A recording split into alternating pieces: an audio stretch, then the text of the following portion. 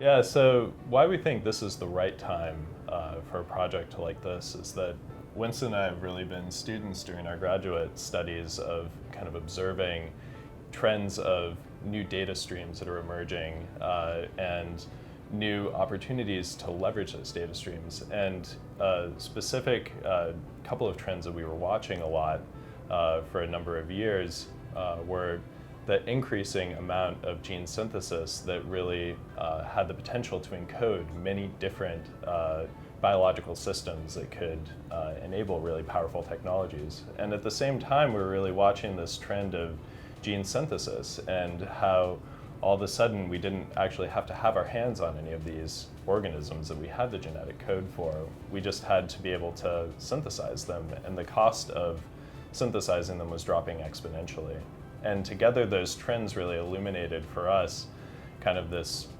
macro opportunity where we then realized if we could just create the ability to be able to efficiently search through that genetic information for systems that could enable needed biotechnologies in the world, and then pair that with an experimental platform that could allow us to be able to realize those biotechnologies from our searches, we felt like together we could create a really impactful company around that concept and these trends. Yeah, it's really a fantastic time to be existing at this intersection of computational and experimental science. And the opportunity really is that nature over billions of years has evolved so many impactful biotechnologies that are just literally out there in the world, and that just contains a multitude of capabilities that humans can't even engineer right now. So by searching that broad diversity of all of the trends that Dave mentioned, we have this opportunity to go in and find the most impactful tools and find really the optimized tools for different solutions. So one of the ways that we're differentiated from the competitors is just that integration between the computational side and the experimental side. And what that enables us to do is take advantage of this huge exponential growth of data and not just collapse it down to a few candidates, but in having this very integrated platform, we can remove all the bottlenecks along the way, so we can come up with the most number of potential new enzymes that could be turned into these impactful products. Yeah, I think the general idea is that this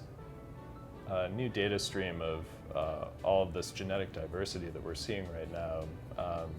there are a lot of people trying to figure out how to utilize it, but I think for a really wide variety of problems. And I think that what we've really focused on is being able to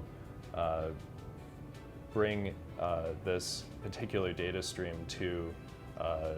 applications in genome editing. And I think that that is something that we've really tried to build a scale of our search and experimental processes there that really do put us in a position to uncover diversity and uncover new functionality for genome editing